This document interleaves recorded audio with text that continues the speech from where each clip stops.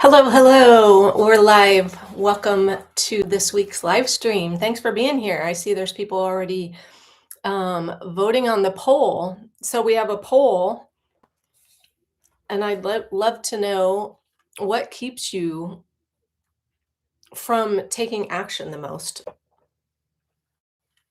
So there's a vote for fear, like judgment or failure.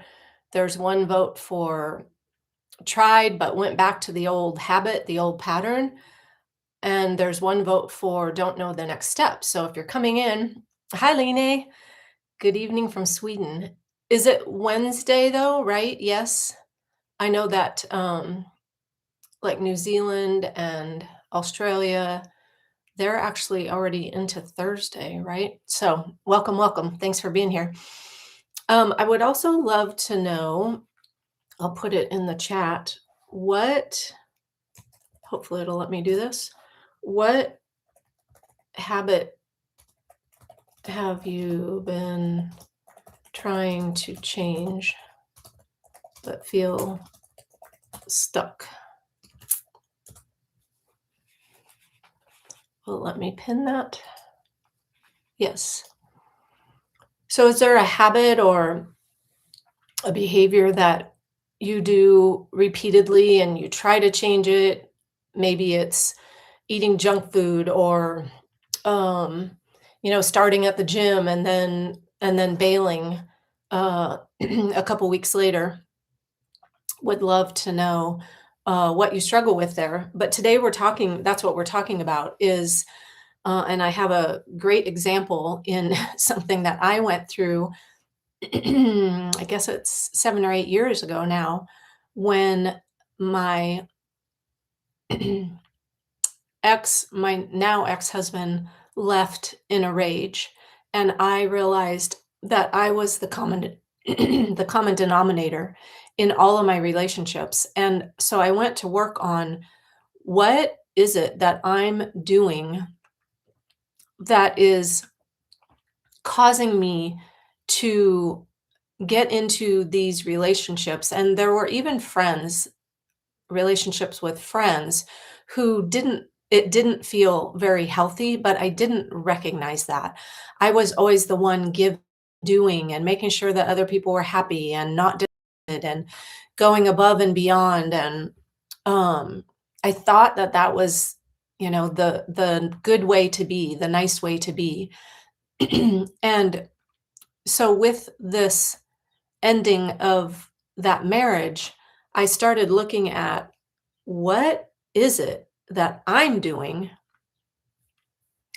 Hi, Paris Mommy. Health anxiety, trying to heal it, but my mind wants to stay vigilant. Oh, could you say more? Vigilant, like in what way? That's really interesting. Yeah, so let me know, like, just tell me some more in the chat what your mind tells you. Um, does it feel like it's holding you trapped there? And is it really your mind or is it possibly your ego? So just some things, but we're going to talk about that today. So I started exploring why why was I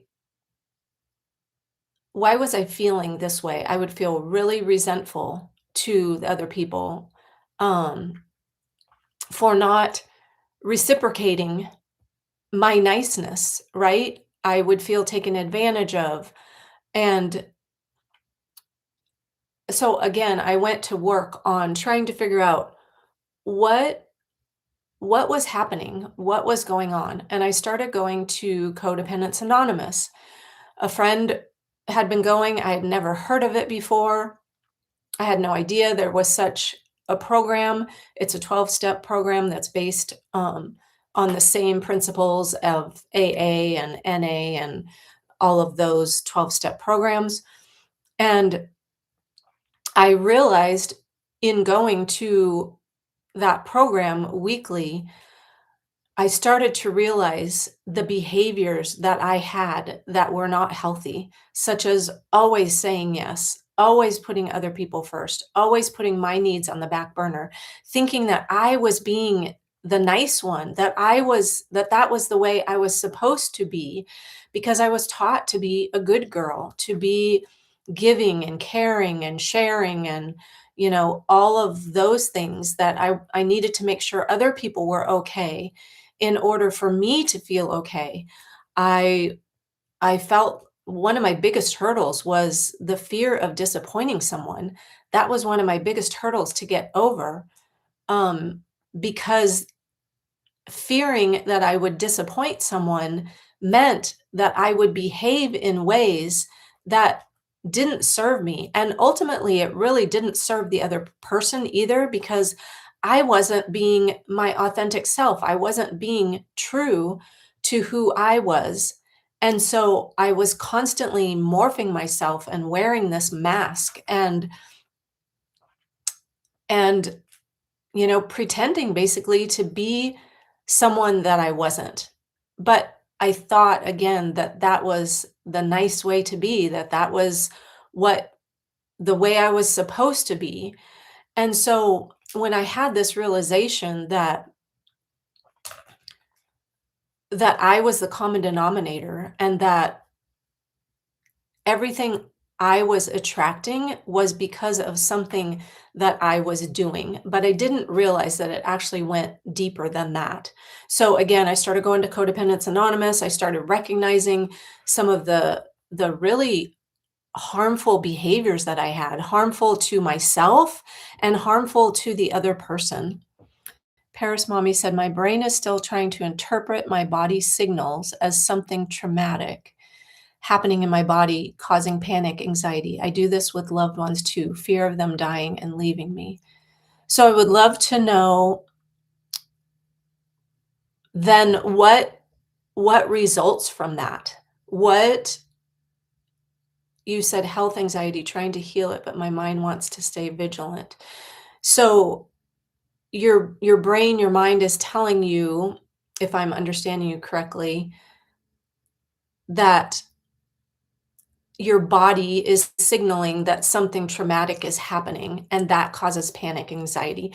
Depending on that makes complete sense. Depending on how you were raised, it sounds like maybe and I would love to do, you can go take it. I will put it in the description after, but there's something called the Primal Question Assessment, and I just recently have been certified, as a coach in this methodology, but it is amazing, and we all live by this primal question that was that we kind of learned to ask internally, subconsciously when we were young, and it's I think just primalquestion.com, and there's a free assessment there.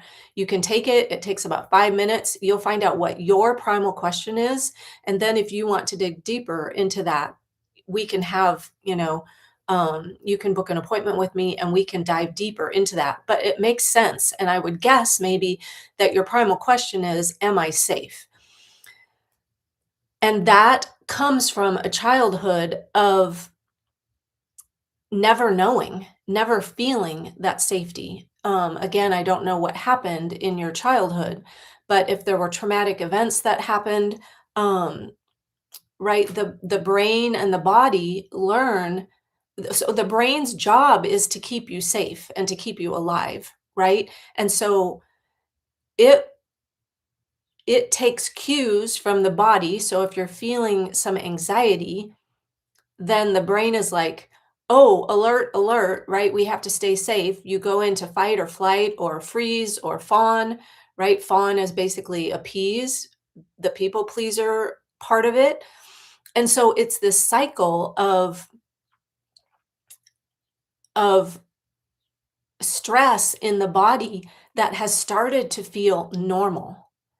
The brain loves what's predictable and what's normal, and things that we have repeated, thoughts that we have repeated over and over, behaviors that we have repeated over and over, those feelings of anxiety and stress, repeating them and sitting in them like, I don't wanna say holding on to them, but not like trying to fix them and not let them pass, knowing they're just a feeling, like a cloud passing through, but we end up like, "Oh my gosh, I'm stressed. I need to fix it. I need to figure out what's wrong," right? And that becomes a repetition.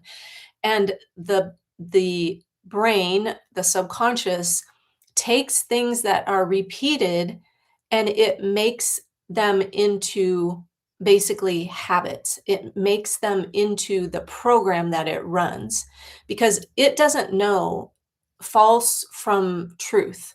So it takes everything that's happening as truth.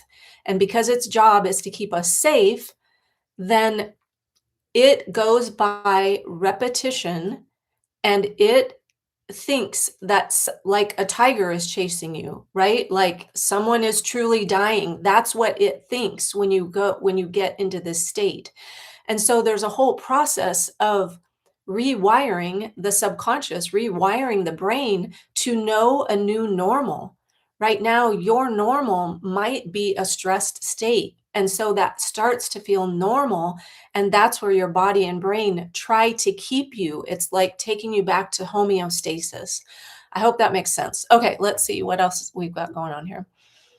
So great input, Paris Mommy, and I would love again to know more about this. In the Rockies. Hi. I keep trying to put myself first, but I struggle and fail over and over again. I do this with my two grown kids and my 17-year-old grandson, whom I've raised by myself since he was 14 months old. Wow, that's a big undertaking. And I know I did that video for you, right?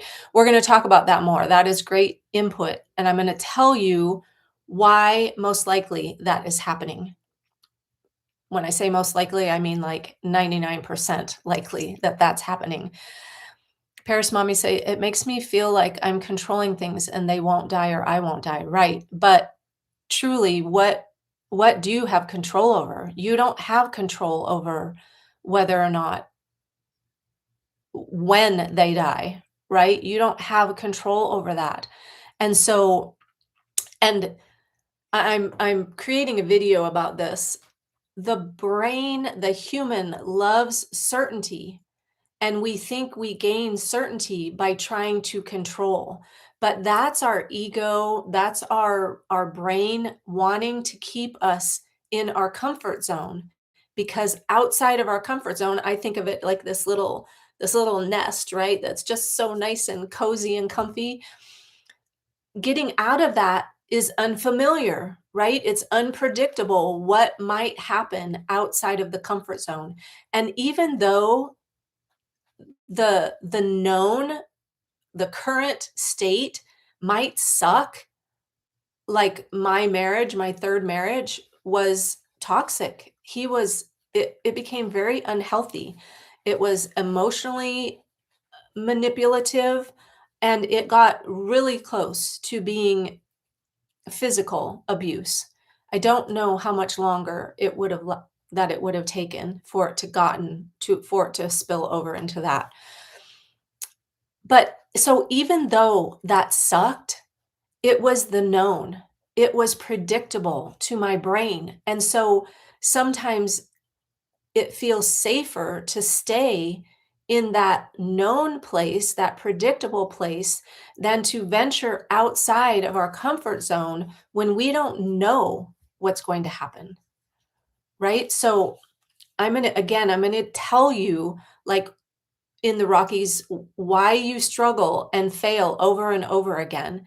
I'm pretty sure this is the reason. Paris Mommy said, yes, safety, right? Because again, that is the subconscious's main job is to keep us alive, which means it has to keep us safe, right? So if you have lived and grown up in a traumatic experience or had one more recently, like with my ex, right? We get in this fight or flight state that starts to feel normal. And I'm working through that myself right now. It's been since 2018. So it's been 6 years, wait, 8 years since he left. And I still have times that I recognize, oh shit, I'm getting into fight or flight here because of something that happened a long time ago. And so I hear you. I understand. In the Rockies said, Paris Mommy, I do the same thing, fear of something happening to my grown kids. Yeah, this fear, I have to let go of the farce that I'm controlling, right? It is so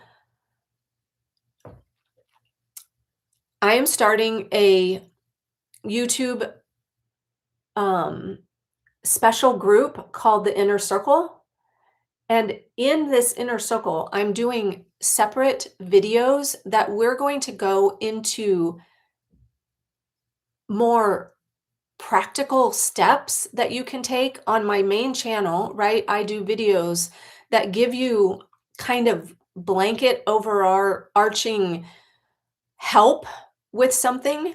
But in this inner circle membership, we're going to go into more deep dive exercises. So if that's something that interests you, um, I am going to be doing a video that is specifically for the membership. So each month, at least once a month, you'll get your own video in the membership and you'll get your own meditation audio that I create. It's set to music. They're beautiful meditations. They help you rewire your brain when you listen to them daily. They're 10 to 15-minute audios. All you would do is, turn on your YouTube, go to your membership, to this membership, the Inner Circle membership, and the audios will remain there as a library. And so you can pick the audio that you want to listen to. And I recommend you do that every day. But also in the membership, I'm going to be doing more deep dives, more practical steps that you can take to start breaking free from this kind of behavior. Like Paris Mommy says, it makes me feel like I'm controlling things and they won't die or I won't die. And in the Rockies, the same thing, fear of something happening to my grown kids. So I like this farce, as you said, that you're controlling.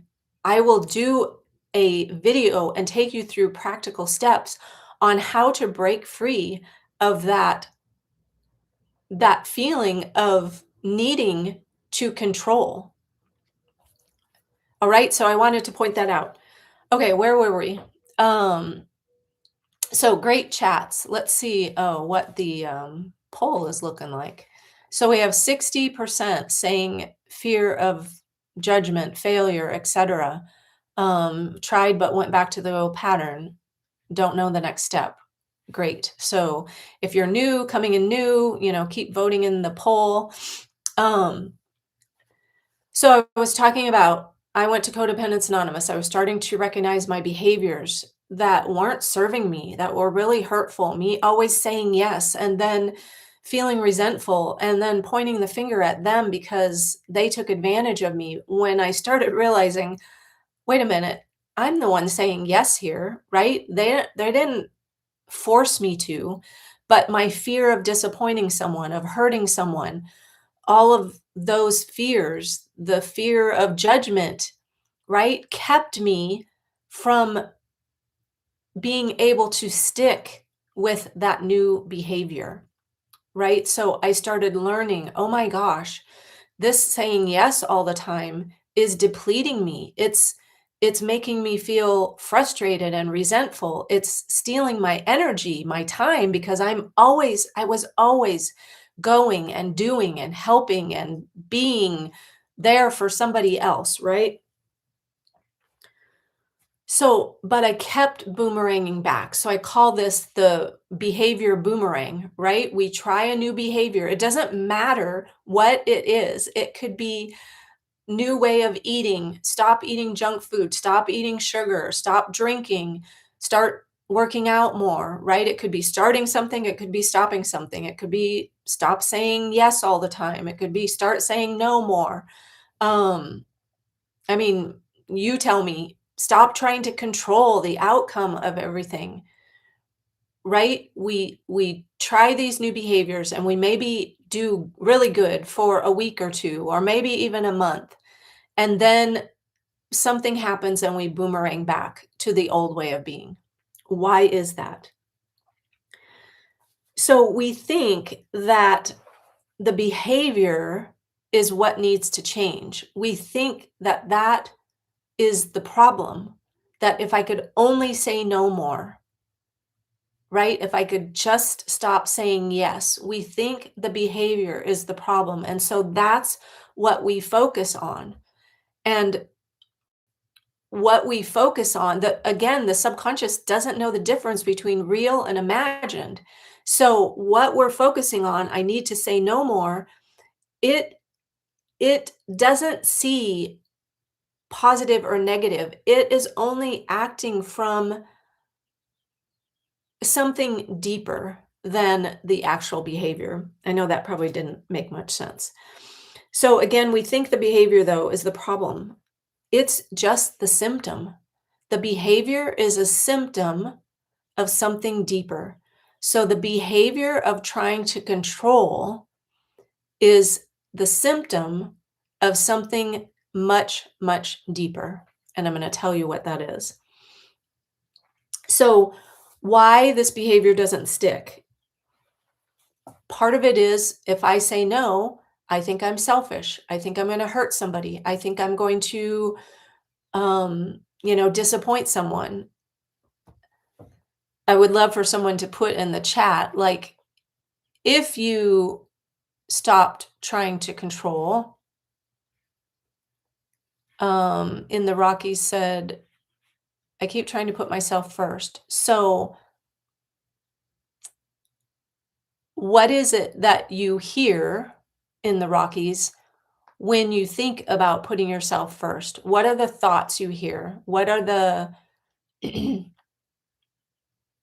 yeah, just what are the what do you hear yourself say to yourself, or the ego say to you, or your brain say to you?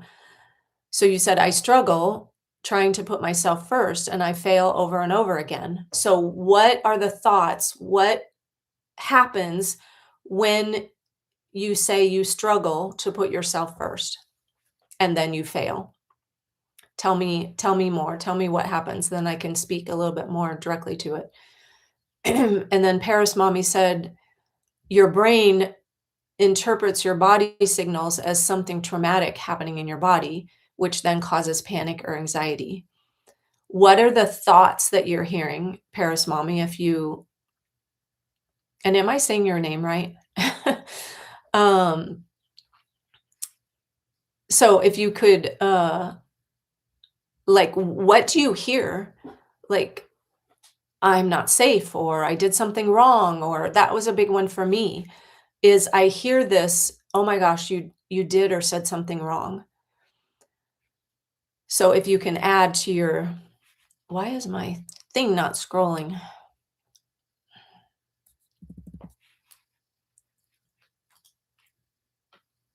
Huh, I cannot get my oh, there we go. Yeah, so what do you hear when you hear yourself trying to control? What thoughts go through your head? Maybe if someone's upset, you think it's your fault. Again, this goes back to, like, if I say, "No, I'm selfish," or I'll upset them, or I'll, disappoint them, that I'm not a good person, right? That ultimately, to the brain, when we hear ourselves say those thoughts, that ultimately that you'll be alone. Okay. Alright. That is yeah, definitely a fear of being safe. And I would love for you to take that primal question assessment, and you'll get a lot will be revealed from that. And then, like I said, we can go deeper. My link to schedule a session is down in the description of the video, if that calls to you, if it feels right to you. um, and that maybe I'm not good enough, that I won't find anyone else that loves me like that, and that I'm not capable of being alone. Okay, that's huge. That's huge. Ooh, I got goosebumps, right?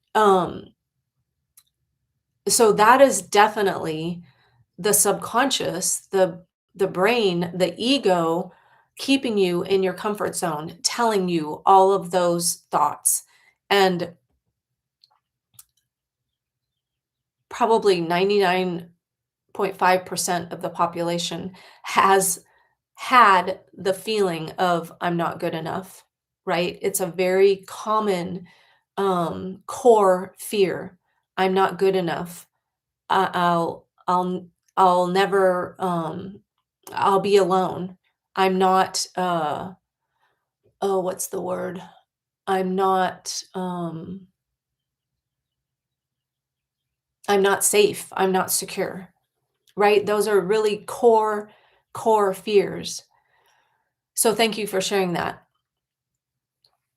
So those are what's underlying this. Those are the beliefs that you have about yourself. And those beliefs are stored deep into the subconscious. Those are the things that are running the show. It's not about controlling, it's not about changing the behavior, it's about changing those beliefs. Because so here I'm spilling the beans. This is it. This is the core of it. Until you change the beliefs that you have about yourself, your behaviors and the anxiety and the struggle and feeling stuck, feeling lost, feeling like you're not good enough, those behaviors will never change. The behaviors that result, that are the symptom of the deeper core, which is that belief. So, struggling to control, struggling to put yourself first, that's a behavior, right? And you will continue to do that until you change the belief that is at the core. How do we change the beliefs? Let me go back to so that is what I discovered. I went to Codependence Anonymous for over a year every week for an hour and a half, I think the meetings were every week. And I've put a link for Codependence Anonymous down in the description for anybody that wants to check it out. It's a free program. It will give you a really good base for how to move forward and how to get out of this. But it wasn't until I sought out someone that could help me directly that I really started getting a shift. But I went to Codependence Anonymous. I was also going to a therapist at the same time, a trauma therapist, um, that was able to help me through this as well. But I had a lightning bolt moment in a meeting because we were talking about behaviors, right? Like not saying no or yes, starting to say no more often, not saying yes so much. All of these behaviors that are indicative, controlling, wanting to control, that is a pattern of a codependent needing to control. That I thought, I was shocked. I was like, there's no way. I'm not a controlling person. I'm so nice, right? I didn't think that I was trying to control. But what I was doing was not saying no. Then what that gave me was the safety of the predictable outcome. When I didn't say no, I knew someone wouldn't be disappointed. I knew they wouldn't be upset. And even though the situation sucked, it was safe. It felt predictable and known. And that's what keeps us stuck in these patterns of struggle and trying to change and trying to control and boomeranging back to the old behavior is because we're not looking at what's at the core, the belief that's at the core, and believing that I won't be safe if I step out of my comfort zone. And as adults, that's just not true, right? Yes, you might get judged. I've gotten judged a lot here on YouTube, believe me, about my sad gray hair, about being married 3 times and divorced 3 times. I've gotten judged a lot, and that used to stop me. That used to bring me to my knees because it hurt, because I thought other people could tell me who I was. But I know now that that's not who I am, that that doesn't make up my heart and my soul and who I'm here to be. I'm here. I had those experiences, those sucky experiences, in order to get through them and get to the other side, in order to be able to help you do the same, in order for me to help you transform your life.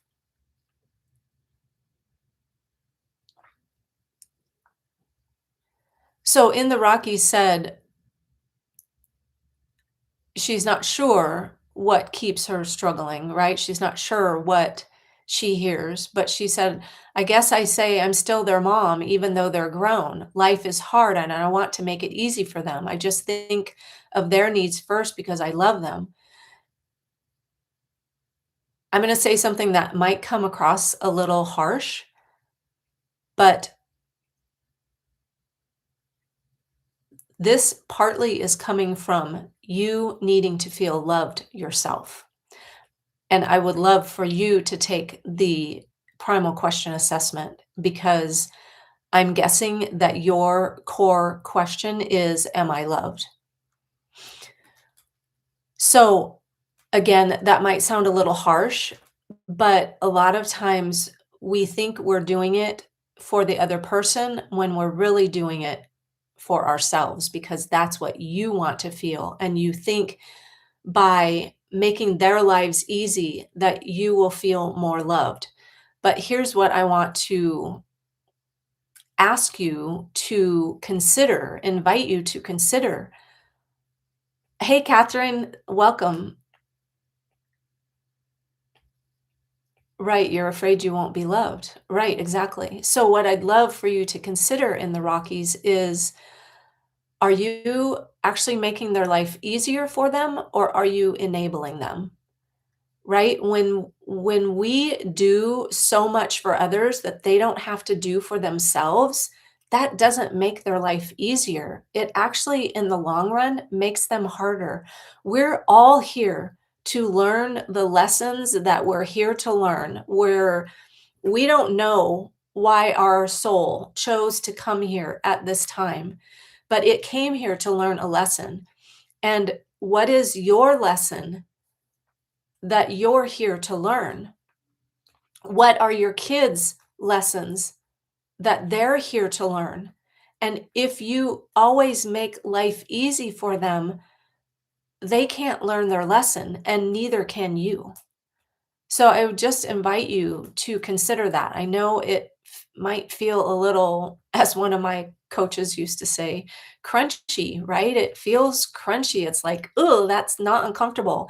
And as a recovering people pleaser, it's not comfortable necessarily for me to say that to you because I have a pattern of wanting to be liked, right? And so I'm breaking that pattern. It's becoming much, much easier for me. And as a coach, I can't serve you fully if I'm trying to please you.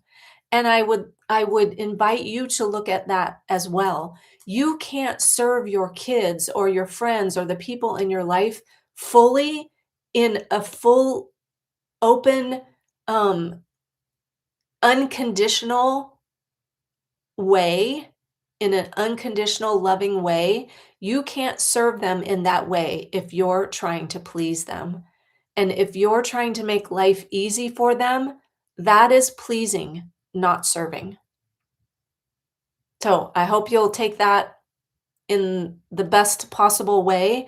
It's not meant to be cruel, but again, as a coach, I need to speak truth so that you can start um, becoming more aware of the patterns that you're trying to break, right? In the Rockies, you asked me to do a video about that. And I did, right? Because it's important for you. I don't think you want to stay in the struggle, right? So unless we look outside of the places, unless we peer over the edge of the comfort zone, we'll never see what's on the other side, right? So this is me inviting you to, like, what's a step that you could take? Where's the first place that you could say no? No, I'm sorry, but that doesn't work for me. You don't even have to say I'm sorry, but I know that can make it more comfortable in the beginning. In the Rockies, it doesn't sound harsh. Okay, cool. I'm enabling. Ugh, but how do I stop? It's so hard. What tell So when we repeat words like that, right? I think that's the second time you said it's hard. We're telling our subconscious mind that that's what we believe. And it the subconscious mind does not operate on its own. It's not a AI thing, right? It hasn't been programmed to think. It's been programmed, but it is programmed based on what you tell it is most important to you. And when we repeat words like it's hard, we're telling our subconscious that we don't think we're capable. I know you're capable of doing hard things. You've raised your grandson from when he was very young. That couldn't have been easy. You're capable of doing hard things. I know you are. So, how about we shift the belief from it's hard to I'm capable and I have my own back. What I think you think is actually hard is that it's hard, it's uncomfortable to think about disappointing someone, to think about upsetting someone. Yes, but we have to, in order to get to the other side, we have to squeeze our way through that uncomfortable feeling in order to get out to the other side where it's wide open and free. It's like almost coming through a birth canal. Like you are being birthed into a new world, but maybe you're, in the birth canal, like putting your heels, digging in your heels, like, no, no, no, no, no, I don't want to come out, right? You're breached, you're the wrong way. And so you're making it harder on yourself versus just allowing yourself to flow through that, knowing it's going to hurt like hell. It's not going to be comfortable, but you can do hard things. I know you can. We all can. Yeah, Catherine said life can be hard, but it can also flow with ease and grace, right? But if we're digging in our heels saying, I can't because it's too hard, we're going to continue to struggle, right? So we have to be willing to put our head down first, right? To get through the canal more easily, know that it's going to be a bumpy ride, but that you'll come out the other side feeling this freedom, this air, right? This new sense of ease and grace, like Catherine said. Line, Heidi, I just want to say that I love the way you explain things. You don't sugarcoat, but say it as it is. And it's clear that you really want to help by saying what needs to be said. Thank you so much. Oh, thank you, Catherine. I love the way Heidi explains things too.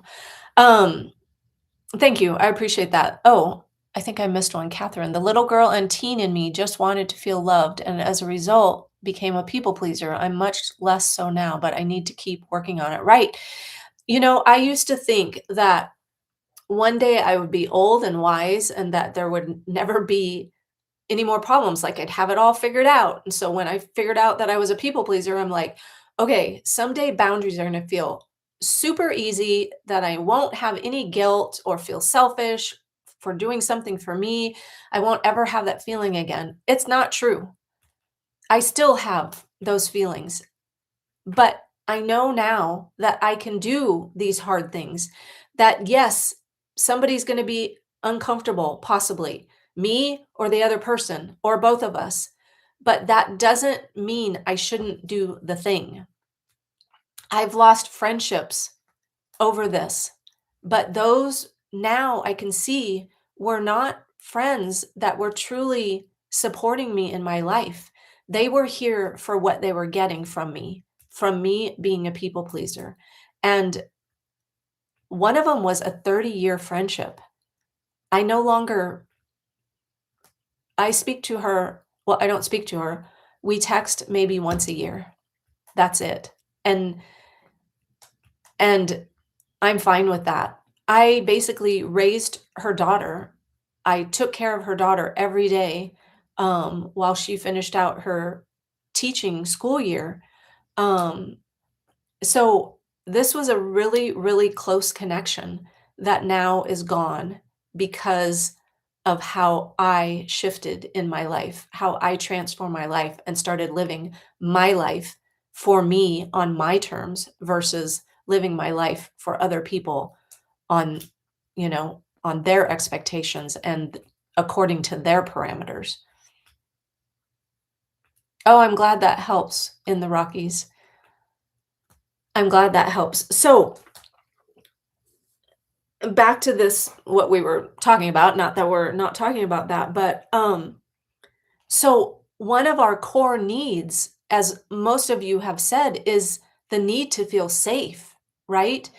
Now we're adults, right? And we have to learn self-trust and learn that we have our own back and that we will keep ourselves safe, that we have the agency, that we are sovereign beings, that we have the power to say no, to keep ourselves safe, that that doesn't work for me. That's not okay with me. Stop doing that. I'm going to leave the room if you continue to talk to me that way. Whatever it is, we have the power to keep ourselves safe.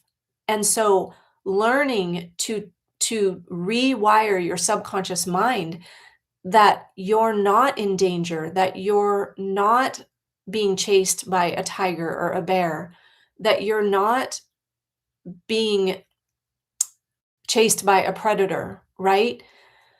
But we have to relearn that because like Catherine said, her child and I know Catherine has been working on her child self and her teen self.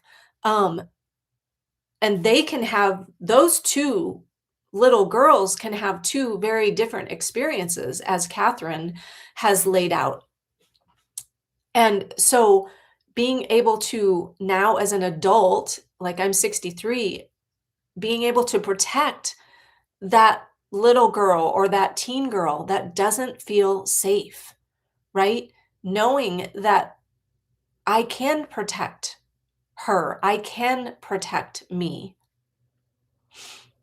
Catherine said, I've found it very hard to face my emotions about not feeling loved, but it was worth it. I needed to grieve what my little girl and teen didn't get, heal, and then I came out the other side. That's awesome.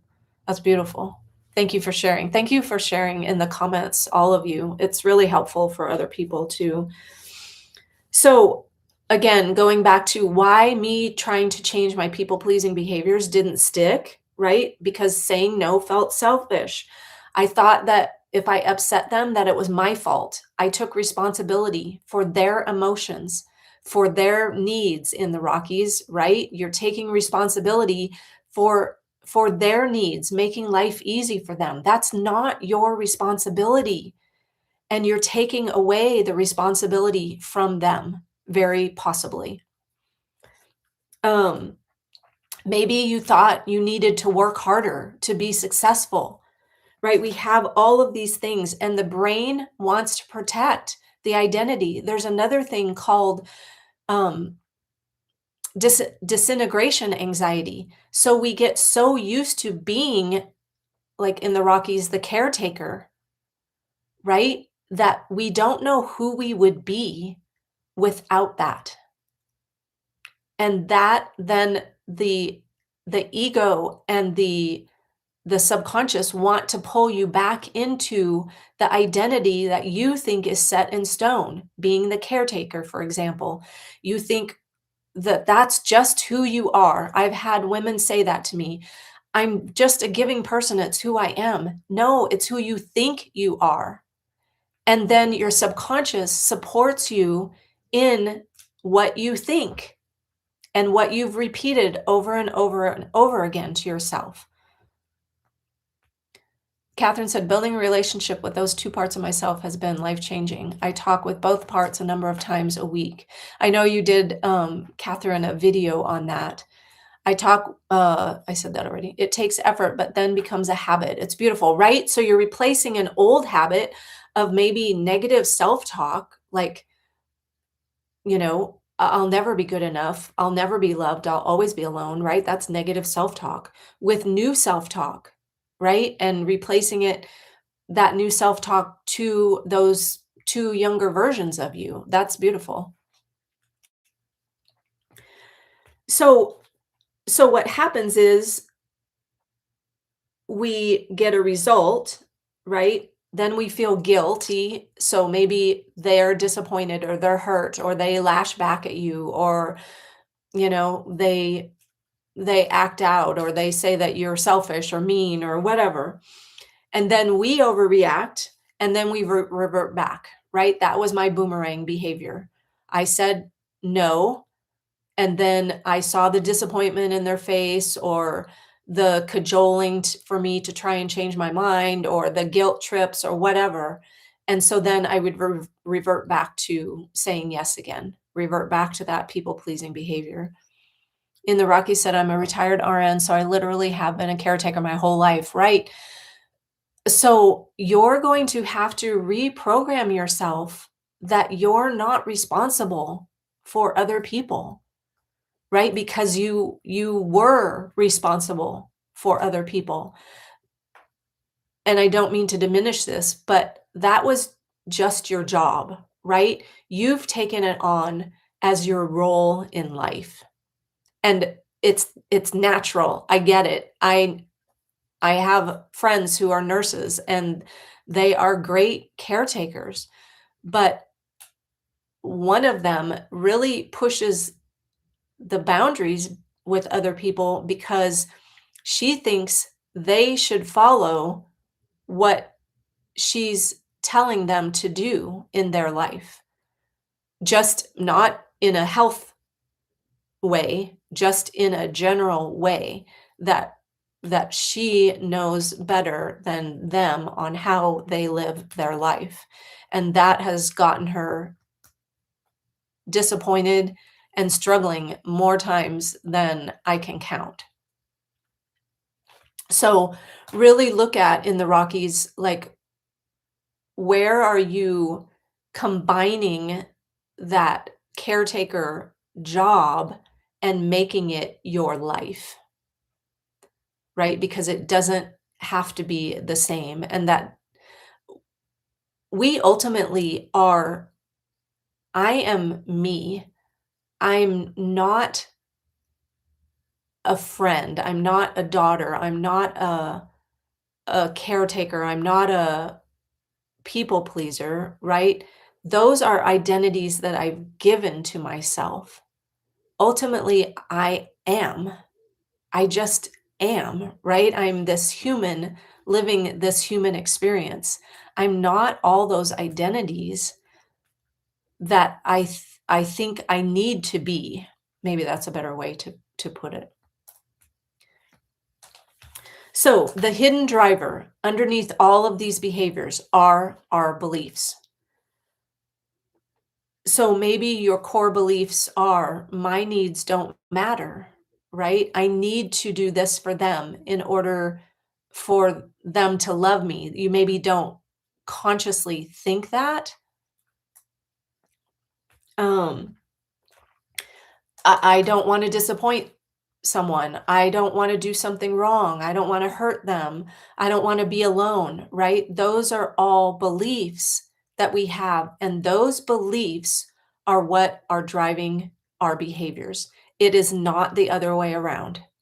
So until you look at your beliefs, your behaviors aren't going to change. So maybe a shift would be the old belief, I'm selfish if I say no. right? The behavior then is to say yes and resent the other person or resent yourself for saying yes again, right? But the new could be my needs matter too. The behavior then becomes I say no, I tolerate the discomfort, let them sit in their own discomfort if they are, let them sit in their own emotions, whatever it is, and then I hold to that, right? I put my head down and I come through the canal head first instead of digging in my heels. So every behavior that you have that you want to change, look at what's underneath it. And if you want to have, if you want to fill out that primal question assessment, I can do a, then I can do a session with you on helping you understand your primal question and how it gets you into this struggle and into this place of feeling stuck or lost or um, needing to please other people in order to feel like you're a good person. So I would love to do that for you.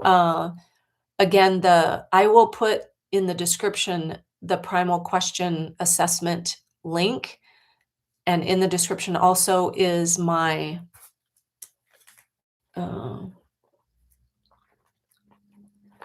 is my calendar that you can book a session with me. Um, Again, the Inner Circle membership is starting next Monday. Fingers crossed that I have it all ready and that it goes live on that day. Yes, Catherine. She did the primal question assessment and had a session last week with me, and she really got some amazing takeaways from that. So it's a powerful, powerful tool.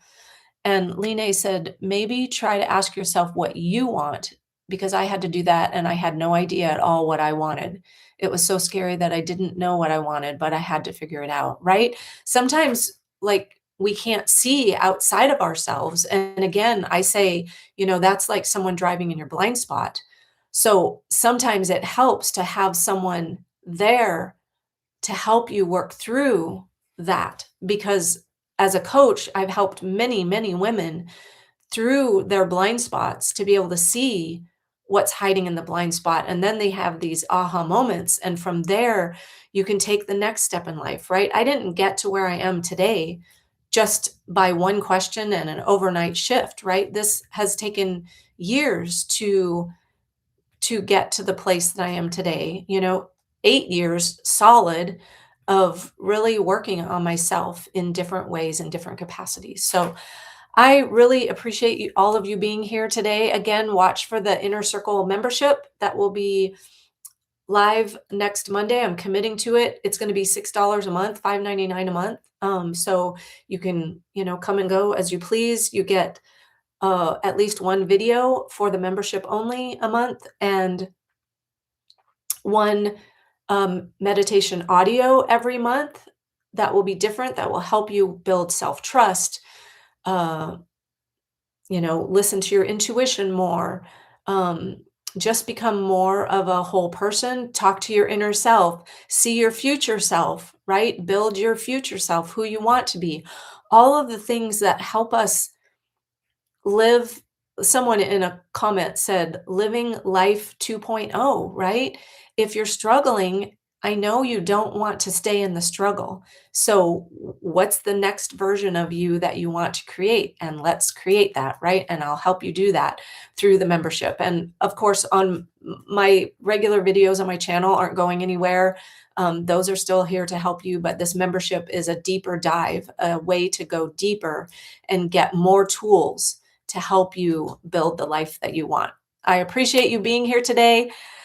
In the Rockies said, thank you, Heidi, and everyone. Yes, thank you so much. Catherine, thank you, Heidi. I appreciate you. Yes, I need to find out more of what I want in the Rockies. Perfect. I'm so happy you are here. I go live every Wednesday at 2:22 Eastern time, and I look forward to seeing you next week. Same channel, same bat time, same bat channel. All right. Have a great week, everyone, and I will see you next time.